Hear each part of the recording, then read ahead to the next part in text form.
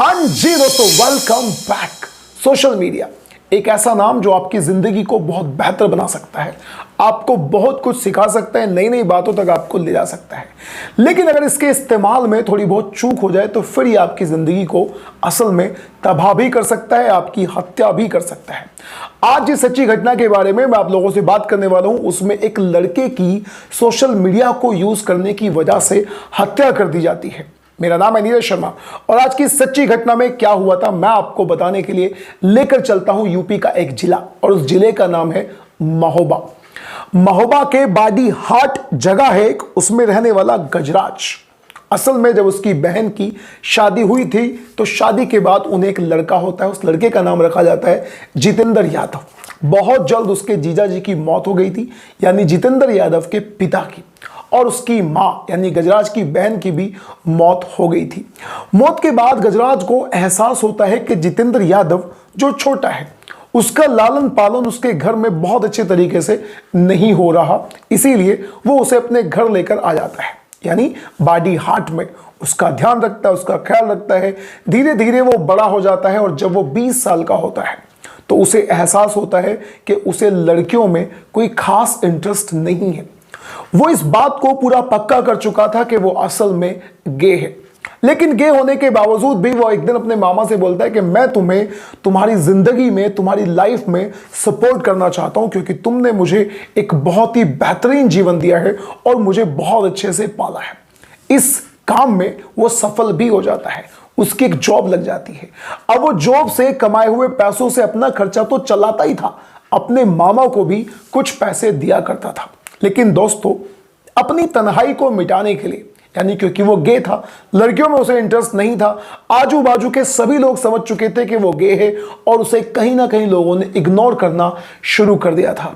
अब अपनी तन्हाई को मिटाने के लिए वो एक डेटिंग ऐप का सहारा लेता है और उस डेटिंग ऐप पर उसकी मुलाकात 2 लड़कों से होती है। उन लड़कों का नाम था चरखारी जगह है उसका रहने वाला नितेंद्र कुशवाहा, और फतेहपुर के दरोटा गांव का रहने वाला सूरज सेंगर। इन दोनों में उसे अपनी मोहब्बत नजर आती है।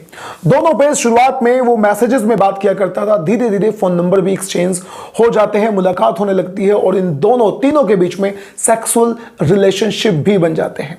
बातों बातों में इन दोनों लड़कों को जितेंद्र यादव के बारे में पता चलता है कि इसके घर में 10 बीघा जमीन है। यहीं से इनके दिमाग में एक साजिश जन्म लेती है। अपनी साजिश के तहत ये उसे शहर में ही मामना रोड, एक जगह है मामना रोड, वहां पर बुलाते हैं, उसके मुंह को दबाते हैं, उसके हाथ पैरों को बांधकर एक कमरे में उसे ले जाया जाता है। वहां ले जाने के बाद इसके साथ सबसे पहले वो दोनों लड़के सेक्स करते हैं, क्योंकि ये उसे बहुत अच्छे से जानते थे।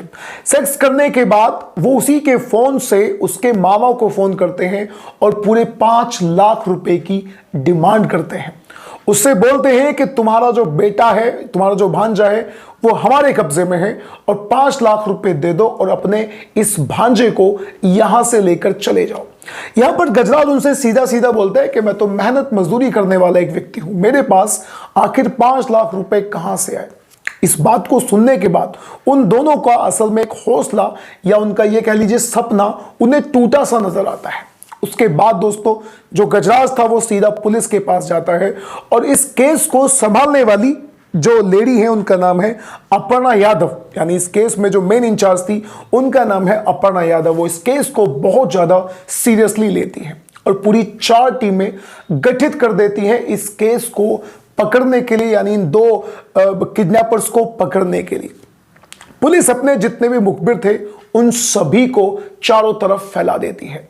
उस फोन की लोकेशन का पता किया जाता है जिस फोन से गजराज को फोन किया गया था। उसके बाद 27 मार्च को एक मुखबिर पुलिस को फोन करके बताता है कि उसी शहर में रेलवे रोड के पास, यानी रेलवे के पास, वहां पर 2 लड़के हैं जो संदिग्ध अवस्था में हैं। उन्हें देखकर उन पर शक किया जा रहा है, उन्हें देखकर नहीं लगता कि वो कोई नॉर्मल लड़के हो सकते हैं, इसीलिए तुम यहां पर आओ और इन्हें चेक करो। पुलिस सीधा वहां पर पहुंच जाती है। मुखबिरों और पुलिस का शक बिल्कुल सही निकलता है। असल में वो दोनों लड़के नितेंद्र कुशवाहा और सूरज सेंगर ही थे। उनकी तलाशी ली जाती है तो उनके पास से जितेंद्र यादव का मोबाइल मिलता है। उसके बाद जब उनसे सख्ती से पूछताछ की जाती है तो वो एक चौंकाने वाला खुलासा करते हैं। वो बताते हैं कि डेटिंग ऐप पे हमारी मुलाकात हुई थी, हमें पता चल चुका था कि ये गे है और उसके बाद हम इसके साथ सेक्सुअल रिलेशनशिप बनाते हैं। फिर हमें पता चलता है कि इसको 10 बीघा जमीन है, इसीलिए हमने इसे किडनैप करने का प्लान बनाया था। लेकिन जब हमें यह पता चल चुका था कि उसके मामा के पास देने के लिए 5 लाख रुपए या उससे ज्यादा या उससे कम रकम नहीं है, फिर हमने उसको मार डाला। उसे मारने के बाद जिस कमरे में हम लोग रहते थे, उसी कमरे में उसकी लाश को दफना भी दिया। अब दोस्तों, एक लड़का 2 अनजान लड़कों पे विश्वास करने के बाद अपनी जान खो बैठा। बेशक वो गे था, लेकिन उसकी जान की कीमत बराबर थी। अब इस तरह की घटनाओं के बारे में आप क्या कहेंगे? सबसे पहले मैं आपको बताना चाहता हूं कि अपर्णा यादव का कहना है कि उन दोनों लड़कों को उम्र कैद तक की सजा भी हो सकती है, उन पर केस चलेगा।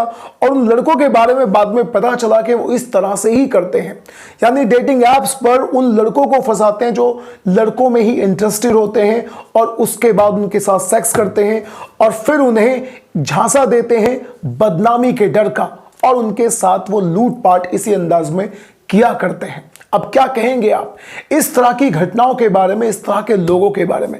अपनी राय कमेंट बॉक्स में जरूर दीजिएगा। अब हम मिलते हैं किसी अगली वीडियो में किसी दूसरी घटना के साथ। तब तक के लिए दोस्तों, नमस्कार।